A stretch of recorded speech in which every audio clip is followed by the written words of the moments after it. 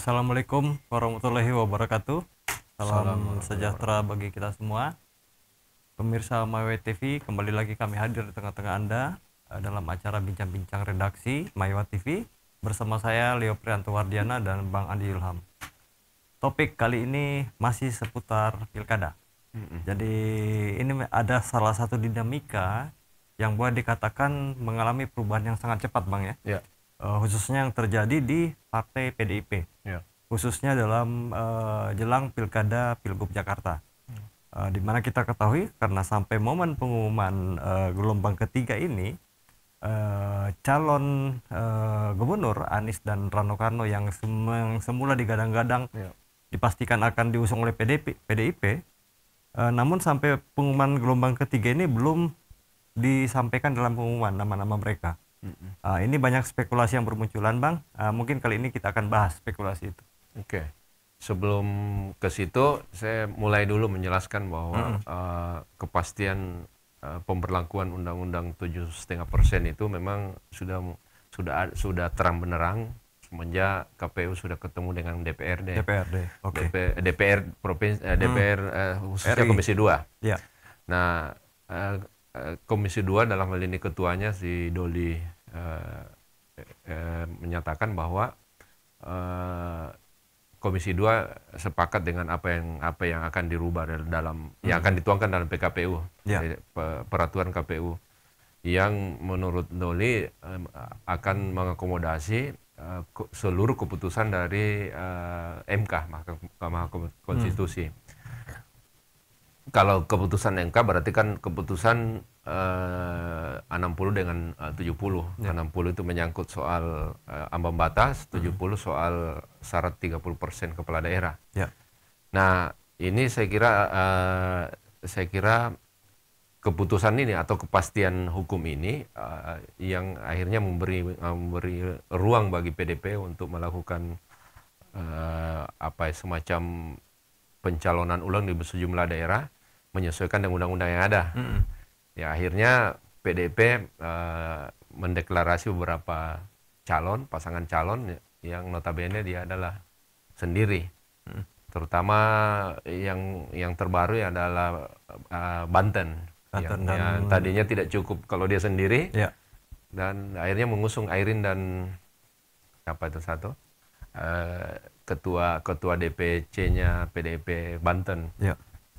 Bahkan Airin notabene sebagai Kader Golkar tidak diusung oleh Golkar. Ya. Sampai sejauh ini tidak diusung oleh Golkar. Itu yang saya kira jadi berdasarkan undang-undang yang baru yang disahkan oleh MK, memberi keleluasan kepada MK, kepada PDP untuk mencalonkan kadernya sendiri. Kemudian di Jawa Tengah, dengan sangat percaya diri PDIP mengusung kadernya seluruhnya, yaitu Andika Perkasa dengan vendor pribadi. Nah, khusus untuk Jakarta orang menunggu-nunggu nih. Ya. Karena yang seperti Kak Leo tadi, kita menjawab apa yang disampaikan Kak Leo tadi, hampir seluruh channel berita yang ada saat ini menyampaikan bahwa PDIP akan mengusung Anies Baswedan berpasangan dengan Rano Karno. Bahkan sampai detik-detik terakhir pelaksanaan pengumuman itu orang masih berharap atau masih percaya pada keputusan itu. Ya. Tapi pada akhirnya Mega sama sekali tidak menyebutkan soal DKI Jakarta. Ya. Meskipun di sebelumnya ini kan sebulan pengumuman ya gelombang ketiga ini kan memang Anies beserta Rano Karno sempat bertandang ke kantor PDIP. Dan melakukan banyak diskusi di sana. Namun infonya diskusi di sana bukan seputar ini memang. Bukan seputar bagaimana perolehan suara itu atau angka-angka yang dibicarakan. Tapi menurut Anies lebih banyak mengarah kepada bagaimana gagasan tentang Republik ini. Dengan ide-ide dasar tentang Republik ini yang kebetulan Jakarta itu dikatakan sebagai barometer untuk gagasan-gagasan demokrasi. Nah, ini kan mungkin ya sampai mungkin pada saat beliau pulang Pak Anies itu memperoleh buku dari Bu Mega. Kayak dengar kabar soal itu bahwa akhirnya dapat itu. Jadi sepertinya ini akhirnya publik berspekulasi. Sebenarnya di beberapa berita yang kita lihat ya Anies, sebenarnya Anies ya berita resmi itu Anies sampai ke ke markas PDP yang ada Lenteng Agung, artinya kantor DPP.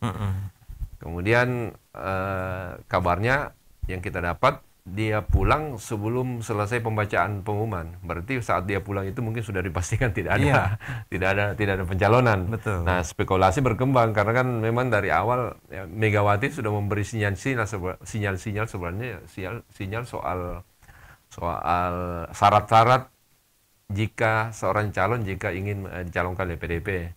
Salah satu yang paling besar adalah soal keharusan menjadi kader PDP. Itu kan berkembang di perbincangan, meskipun ada beberapa kader PDP yang membantah bahwa tidak harus seperti itu.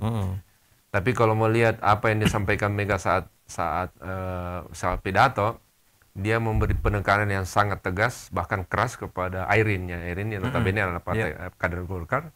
Katakan Anda harus memakai warna merah hitam, merupakan ciri khas PDP. Padahal Airin kan pakai merah putih kan.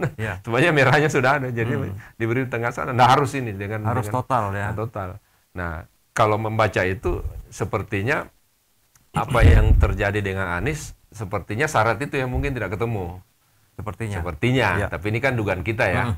Nah, kemudian itu yang soal menghubung-hubungkan ya, menghubungkan ada apa sebenarnya.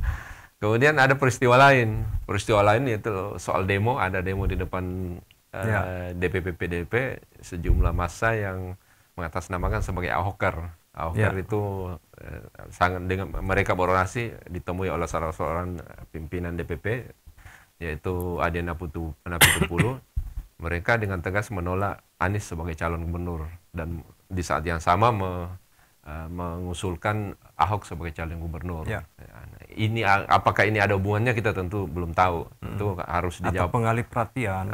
Bisa saja macam-macam lah. Macam-macam spekulasinya. Karena ini kan dia mengusulkan Ahok, tapi kan nyatanya Bu Mega juga tidak juga mengumumkan nama Ahok itu. Tapi kabar baiknya memang bukan cuma DKI, Jakarta yang belum diumumkan. Ada 3 provinsi yang belum diumumkan, yaitu Jawa Timur, DKI sendiri, sama Jawa Barat. Jawa Tengah sudah kan? Banten sudah, bahkan beberapa provinsi lain sudah diumumkan. Jadi kalau khusus untuk pendukung Anies ini masih ada harapan, khusus pendukung Anies. Nah, tapi bagi kan di PDP ini kan tentu juga mungkin ada juga friksi-friksi ya. Ada semacam kelompok-kelompok internal juga yang saling mungkin tarik-menarik. Ya, bagi kelompok-kelompok yang menolak Anies memang yang tentu dia akan bergembira bahwa akhirnya tidak jadi itu. Ya, kira-kira begitu. Ini kan sekarang yang mencuat ya. Mencuat ini kan setelah pengumuman gelombang ketiga ini tidak menyebutkan calon calon kepala daerah untuk Jakarta belum disebutkan. Berarti ada gelombang keempat nanti. Dipastikan ada. Ya, dipastikan ada. Ini kan akhirnya mencuatlah nama tokoh politik juga. Yaitu Pramono Anung yang disandingkan tetap dengan Rano Karno. Nah, kita ketahui ini background Pak Pramono selain sebagai politikus, beliau juga sebagai sekretaris kabinet Indonesia tahun 2015 dan terpilih kembali di tahun 2019. Nah, ini kan kedekatan beliau dengan pemerintahan di era masa Jokowi boleh dikatakan itu sangat mengakar. Nah, ini bagaimana nih Bang? Melihat background dari beliau juga, meskipun beliau ini kader PDIP. Ya, ini kan soal itu. Kalau itu kan ada juga kabarnya bahwa akhirnya Pramono berpasangan dengan Rano Karno. Itu ada berita juga. Kalau berita ini dikonfirmasi atau disampaikan oleh Bendahara Umum PDIP yaitu oleh Dondo Kambe kepada media. Kepada media menyampaikan bahwa yang jadi adalah Pramono dan Rano, tapi itu kan belum diumumkan, berarti belum resmi. Bahkan sebenarnya yang diumumkan pun sebenarnya masih bisa berubah karena nanti pada saat pendaftaran kan, pendaftaran dijadikan dasar sebagai pengumuman resmi. Nah, soal Pramono saya kira soal latar belakang kan tidak soal dia kan dia adalah kader PDIP tulen. Cuma kan selama ini kan kita ketahui dalam aktivitas sehari-hari dia tentu kan sangat dekat dengan Jokowi. Diidentikan dengan istana.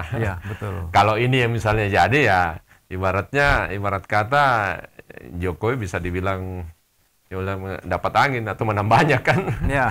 Meskipun kader PDIP, tapi dia cenderung ya tentu kan dia akan dekat dengan Jokowi.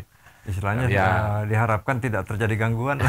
Mungkin begitu, karena kan ini cerita di balik layar ini sebenarnya meskipun Jokowi dianggap bukan lagi kader PDIP, tapi berdasarkan bicara-bicara di belakang layar, istilahnya semacam orang-orangnya tanda kutip ya, orang-orang Jokowi di PDIP ini masih banyak. Ya, jadi kalau dibilang terjadi friksi, saya kira salah satunya ya friksi di internal PDIP bisa saja dari orang-orang seperti itu, ya bisa saja dari orang-orang itu. Nah, ini saya kira menarik kalau akhirnya PDIP mengusulkan Pramono kan tadi kan spekulasi itu bisa kita lihat, Pramono sebagai PDIP dan Pramono sebagai orang istana.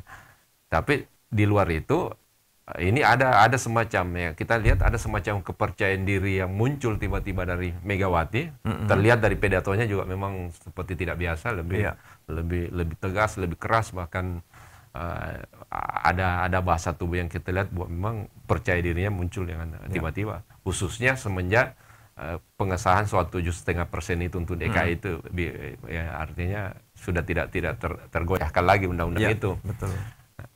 Berarti ini kita menunggu ya sebenarnya surat rekomendasi resmi dari PDIP.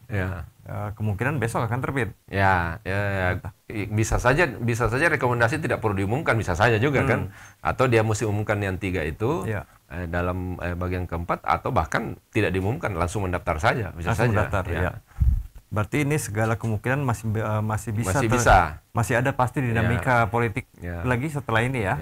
Jadi memang kita masih terus mengikuti perkembangan ini, meskipun juga di beberapa media santer dibahasakan bahwa PDIP dipastikan bakal mengusung ini Pramono. Karena kan kalau kita bicara soal utak-atik potensi kemenangan, tentu kan semua menyatakan sebaiknya PDIP mengusung Anies. Tapi kan mungkin PDIP ini memperhitungkan lain. Katakanlah Mega memperhitungkan lain. Anggaplah misalnya dia mengusung katakanlah Pramono, bahkan Ahok kan. Ahok kan anggaplah kita patokan Ahok 20%. Menganggap dengan Ahok cukup untuk mengalahkan Ridwan Kamil. Kan target PDIP tentu kan mengalahkan calon dia usung istana kan. Nah, kalau misalnya mengusung Ahok atau bahkan barangkali Pramono, kalau kira-kira ya, kalau misalnya kisarannya elektabilitasnya kira-kira 20, dia sudah percaya diri bisa mengalahkan RK. Tapi itu asumsinya kalau Anies tidak maju. Kan pertanyaannya begini, kalau Anies tidak diusung oleh PDIP, apakah otomatis Anies mati kartu? Kan belum tentu juga. Kenapa belum tentu? Di antara partai Kim plus ini, ya itu juga tidak bisa dijamin bahwa itu akan utuh sampai pada pendaftaran. Apalagi ada beberapa partai yang non parlemen. Kalau misalnya non parlemen berkumpul tambah 1 misalnya, itu biasanya kan dipastikan akan cukup. Jadi ini segala kemungkinan masih bisa terjadi. Ini menyangkut ini juga Bang, kansnya Pak Pramono Anung dengan Ridwan Kamil dari sisi elektabilitas.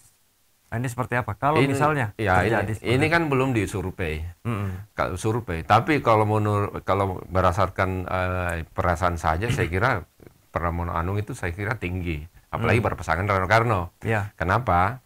Rano Karno itu pernah gubernur di Banten. Nah, satu. Yang kedua, meskipun dia bukan asli orang Betawi, dia identiknya orang Betawi. Karena persoalan satu dia artis, yang kedua adalah filmnya Sidul yang fenomenal gitu kan. Ya kan dia kan bisa diidentikan sebagai orang yang dekat secara kebudayaan dengan Betawi. Terbukti bahwa panggilannya kan bukan Rano Karno lagi, Dul lagi. Sidul lagi ya. Jadi ya kira-kira ini perkiraan kita, kalau misalnya Pramono berpasangan dengan Rano Karno, itu kemungkinannya itu elektabilitasnya di atas, bisa di atas Ridwan Kamil. Ridwan Kamil kan problemnya sekarang ini kan sudah beberapa kali dicoba beberapa pernyataan Ridwan Kamil kan yang ada adalah dibully bahwa saya cinta Jakarta, malah ada yang nantangin ya kalau betul-betul cinta Jakarta coba pakai Persija jalan-jalan di Bandung misalnya. Ini kan cerita lucu-lucuan di publik. Terus challenge tantangan. Terus ada pernyataan berikut ikutnya menyatakan bahwa akan menjadikan Jakarta seperti Singapura. Dijawab oleh netizen, memang Bandung itu sudah jadi Singapura. Kan dia pernah wali kota, pernah gubernur di sana kan. Nah, ini saya kira tantangan berat bagi apa namanya Ridwan Kamil. Kalau misalnya harus menundukkan hati masyarakat Jakarta dalam kaitannya dengan Pilgub. Nah, itulah yang tadi yang Kang Leo tanyakan, gimana kalau Pramono dengan Rano Karno? Secara teori besar kemungkinan di atas. Bisa mengimbangi bahkan lebih ya? Ya, bahkan lebih. Problemnya adalah hitungan itu kalau Anies tidak maju. Ya. Nah, pertanyaannya, Anies pastikan tidak maju kalau PDIP tidak usung. Itu belum tentu. Belum tentu, karena di antara partai ini kan 12 sih. Artinya 12 kemungkinan di antara partai-partai itu untuk bisa balik kanan. Kenapa balik kanan? Kan toh batas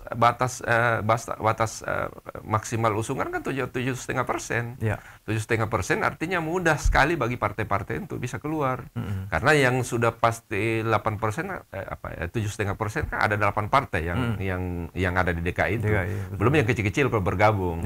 Atau yang tidak nyampe tapi bergabung yang kecil kan bisa juga. Jadi semacam itu. Nah, saya kira itu. Nah, kembali ke soal apakah PDIP dipastikan tidak mengusung Anies. Sebelum kita podcast, saya juga sempat menghubungi salah seorang tim pemenangannya Anies di Jakarta, menghubungi ada apa dengan ini. Nah, dia menyampaikan, ya karena kan secara pribadi menyampaikan bahwa ini belum final. Belum final soal PDIP tidak mengusung Anies. Jadi artinya masih ada harapan, karena menurut beliau ya, seperti yang saya sampaikan tadi, yang saya melalui pembicaraan per telepon mengatakan bahwa itu nanti akan diwujudkan saat pendaftaran. Tapi itu kan akhirnya kan jadi 50-50 antara ya dengan tidak, karena toh kan pasangan Pramono dengan Rano kan juga belum diumumkan. Anies juga belum diumumkan, tapi Pramono dengan Rano juga belum diumumkan. Dia masih sama-sama. Masih ada peluang itu. Karena kita tadi Kang Leo sudah sebutkan ada semacam, ya kita mungkin namanya politik juga kan, mungkin mesti saling mengademkan. Mungkin ada paksi-paksi yang ada di PDIP tidak menerima Anies. Tentu kalau sebagian lagi yang menerima ya harus berusaha dijembatani soal itu. Gitu. Jadi memang ini pertemuan Anies itu hari ini memang yang sampai memperoleh buku tentang kebangsaan, gagasan kebangsaan itu merupakan pesan sebenarnya ya. Singkatnya gini, Pak Anies masuk dong PDIP. Sebenarnya kalau itu soal masuk saya kira tegas, karena melihat tadi kita tidak tahu apa yang disampaikan oleh Megawati kepada Anies, tapi apa yang disampaikan Mega di saat pidato itu kepada Airin itu memang ya bukan lagi tegas, sangat keras. Saya nggak lupa bahasanya, tapi mengatakan Anda. Nah, ini saya ulang toh. Ya kita nih warga negara Indonesia yang sah lo, punya KTP lo. Lo kok terus kita di TSM. Betul apa enggak? Nah lihat, diem toh. Betul apa tidak? Airin, ngomong yang keras. Nah, iya dong. Kalau lo udah masuk PDI lo, awas lo ya.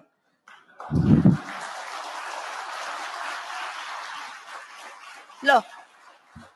Saya ketua umum berdaulat penuh atas partai, dijadikan oleh kongres partai, nggak abal-abal. Harus pakai ini kalau mau ikut dengan PDIP. Harus nurut lah. Harus nurut, dan ya dia bukan cuma nurut, dia kalau nurut masih bahasa bersayap. Ini harus bergabung dengan PDIP, harus memakai baju merah hitam. Jadi apa ya? Ya dengan mimpi yang sangat serius, akan nunjuk-nunjuk. Jadi kita menilainya bahwa sepertinya kalaupun benar-benar Anies tidak diusung, sepertinya di situ yang terganjal. Di soal kesediaan masuk PDIP atau tidak. Sehingga muncullah tiba-tiba nama Pak Pramono Anung di sini. Pramono berikutnya, artinya batal dulu. Karena kalau misalnya Pramono Anung ada sebelumnya, tentu dia dipersiapkan juga untuk langsung diumumkan kan, bisa saja. Tapi ternyata juga tidak diumumkan, karena memang berdasarkan informasi yang kita kumpulkan, batalnya ini di detik-detik terakhir. Kalian tadi sudah sampaikan bahwa Anies itu sudah sempat hadir di Lenteng Agung. Lenteng Agung, cuma dia pulang cepat sebelum pengumuman selesai. Nah, bahkan yang beredar di video itu kan Anies sudah sempat sungkem sama ibunya dan memakai baju bernuansa merah. Jadi memang ada kesan bahwa pembatalan ini sangat tiba-tiba. Tiba-tibanya bukan hitungan jam, mungkin hitungan detik, menit gitu. Ya, berarti ini juga kita melihat juga sih sebenarnya beberapa kader PDP yang lain ya, seperti Ganjar yang mengatakan dia lebih condong mengarah ke kader untuk maju di Pilgub. Ini kan semacam apa ya? Kalau boleh dipastikan penegasan lah dari seorang Ganjar yang pernah menjadi. Ya tentu kan dia juga pasti dia merasakan suasana batin itu bahwa ya sebenarnya ya jadi jadi kader lah. Tapi pernah dalam sejarah ini PDIP mencalonkan kepala daerah yang bukan kadernya? Ya beberapa, jadi kan gini, mengusung itu kan berarti kan gubernur dan wakil kan. Iya, betul. Ya beberapa daerah kan bukan kader PDP gubernurnya. Ya. Sebaliknya dia wakil kan wakilnya selamanya gitu. Ya. Saya kira ini lebih kepada kepercayaan diri PDP yang tiba-tiba muncul dan mungkin menganggap bahwa itu hasil perjuangannya dengan 7,5% itu, keluarnya ambang batas itu, menganggap bahwa itu adalah jasa dia. Kenapa dianggap jasanya PDP? Karena satu-satunya partai menolak di rapat balik. Ya, betul. Yang protes itu. Tapi kan proses pengubahan itu bukan sampai di situ. Proses perubahan itu kan ada proses aksi massa kan? Ya, ada pemohon. Di aksi massa itu kan berarti ada tekanan juga. Ya bisa dibilang bahwa ini sebenarnya adalah jasa semua pihak, semua unsur-unsur bangsa. Bahkan kalau Arteria ngomong di saat di gedung DPR mengatakan bahwa ini ada peran Prabowo di belakang itu. Apa peran Prabowo? Memerintahkan kepada kadernya atau bahkan Sufmi Dasko itu untuk menari atau membatalkan rapat paripurna itu. Jadi soal jasa saya kira semua punya peran. Saya kira semua punya peran.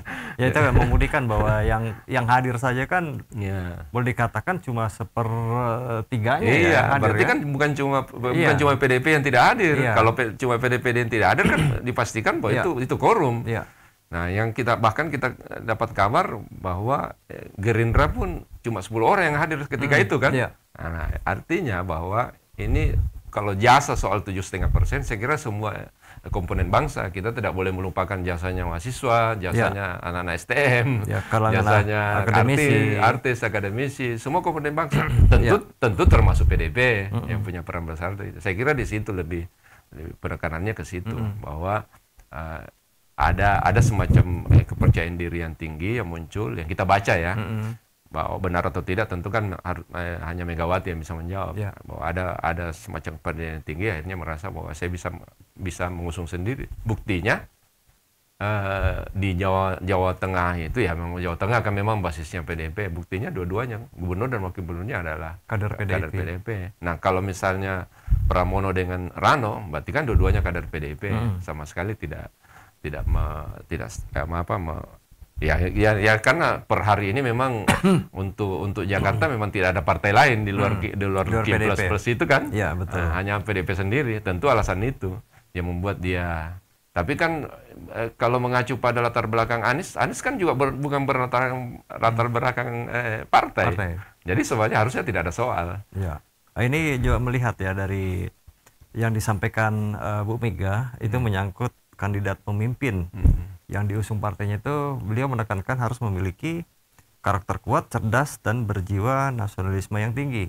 Saya kira itu normatif. Karakter ini itu sudah ada di Pak Anies. Ya, itu normatif. Tapi ada satu karakter mungkin yang ini tadi spekulasinya itu. Saya kira normatif lah kalau soal itu. Saya kira kita membacanya khusus di soal kader PDP. Nah, sebagai partai saya kira wajar lah PDP mengharuskan orang-orang yang akan bergabung untuk tetap harus menjadi kader dulu. Saya kira itu standar lah, partai semua juga partai pasti menginginkan. Buktinya PKS juga menginginkan Anies, syaratkan kalau mau didukung Anies, mendukung PKS ya harus jadi kader PKS kan. Kan sama sebenarnya. Jadi soal itu saya kira isu normatif lah. Tinggal ini sebenarnya soal keluasan politik. Nah, ini satu lagi, Bang.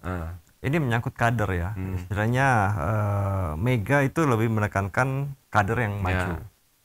Sementara ini kan kalau misalnya ada pendaftar baru nih yang masuk seperti Airin ini kan, ini kan kader baru nih. Istilahnya kader baru dibandingkan yang lain, Nah. tokoh-tokoh yang lain. Nah, ya. Ini bagaimana menyangkut Pak Anies ini? Itulah sebenarnya. Kalau Pak Anies ya ditawari jadi kader, wajar dia tidak punya partai. Tapi akhirnya kan partai Golkar. Ya. Cuma mungkin PDIP beranggapan ya partaimu saja tidak mengusung, saya mengusung, ya pindahlah ke partai saya. Kira-kira begitu kan? Kira-kira begitu. Kira-kira begitu perasaan. Dan saya kira sampai ke situ kita bisa pahami syarat-syarat yang disampaikan Mega sampai ke situ. Tapi kalau analisa kita tadi mengatakan bahwa dia percaya diri karena merasa punya jasa, itu yang saya kira tidak benar, tidak sepenuhnya benar. Ya. Bahwa PDP sepenuhnya punya jasa dalam rangka membuat 7,5% itu berlaku. Karena kan keputusan MK satu sisi, Ya. kemudian balik DPR RI satu sisi. Tapi tekanan massa di sisi lain, jadi semua ada peran dalam soal itu kan. Baik Bang, mungkin kita coba tunggu sampai besok. Ya. Pemirsa, bincang-bincang kali ini memang terkesan memang karena memang terjadi dinamika politik yang sangat cepat, sehingga wajar dalam istilah itu sampai sempat muncul itu dalam hitungan detik pun politik bisa berubah. Bisa berubah. Dan saya kira kalaupun akhirnya PDIP memutuskan tidak mengusung Anies, Ya. bukan berarti Anies otomatis tidak punya peluang. Kenapa? Karena di antara 8 partai yang ada di DPRD provinsi, saya ulangi lagi tadi sudah sampaikan bahwa dia akhirnya berpeluang juga mengusung sendiri. Ya. 8 partai itu. Nah, contoh PKS. PKS kan tadinya kan ingin memaksakan kadernya sebagai wakil gubernur. Nah, kalau betul-betul murni itu menginginkan kadernya sebagai wakil gubernur, sekarang kesempatannya bukan cuma wakil gubernur. Ya. Gubernur pun bisa dia usung, bahkan sendirian PKS. Tapi udah kadung mendeklarasi.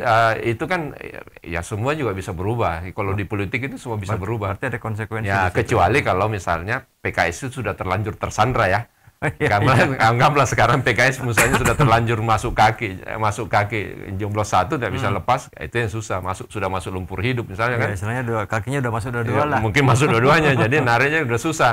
Nah, kecuali kalau itu. Tapi kita sih berharap ya tidak ada satupun dari 8 partai itu yang tersandra. Apalagi ada pernyataan Gerindra termasuk dari Prabowo sendiri yang mengatakan bahwa tidak memaksakan kepada koalisi Kim itu untuk mengusung calon lain. Dia sudah menyampaikan itu. Ya. Nah, alhasil di Tangerang Selatan PKS sudah mengusung juga partai lain, calon lain selain Marcel, Risa Patria dan Marcel. Ya. Jadi saya kira ya kalau ini diterjemahkan bahwa ini ada semacam keleluasaan untuk partai-partai mengusung calon sendiri, ini ada kesempatan. Ini kesempatan untuk melahirkan calon sendiri. Tapi ya kalau memang para partai-partai itu ingin keluar dari kungkungan Kim, saya kira kita harapkan bukan cuma Anies yang jadi calon, ada calon-calon lain yang mumpuni lain supaya masyarakat Jakarta bisa disuguhkan pilihan-pilihan yang lebih bagus, lebih variatif kan. Ya. Nah, kira-kira begitu harapan kita. Ya, jadi demokrasi Jakarta bisa lebih hidup. Tidak lagi ada wacana kota kosong. Ya, kota kosong lewat. Kalau sekarang udah lewat ini. Ya, atau calon boneka udah lewat ya. Calon boneka udah lewat. Berarti ini calon boneka gimana? Lewat karena PDIP sudah pastikan usung. Oke. Problem sekarang tinggal Anies. Anies dapat apa tidak? Ya. Nah, berarti harapannya adalah di partai-partai yang 8 atau partai yang di bawah itu yang berkumpul, partai-partai kecil yang berkumpul untuk bisa menggenapkan jadi 7,5%. Oke, baik Bang. Pemirsa, demikian tadi bincang-bincang kami seputar dinamika politik di tubuh PDIP, khususnya dalam hal pilkada. Lebih khusus lagi pilkada Jakarta, DKI, karena DKI merupakan suatu barometer dinamika demokrasi ya untuk politik nasional. Mungkin sebelum saya tutup ada satu ungkapan yang menyatakan bahwa semesta itu menyukai kecepatan dan momentum. Nah, kita tunggu kecepatan besok seperti apa ini hasilnya, Bang.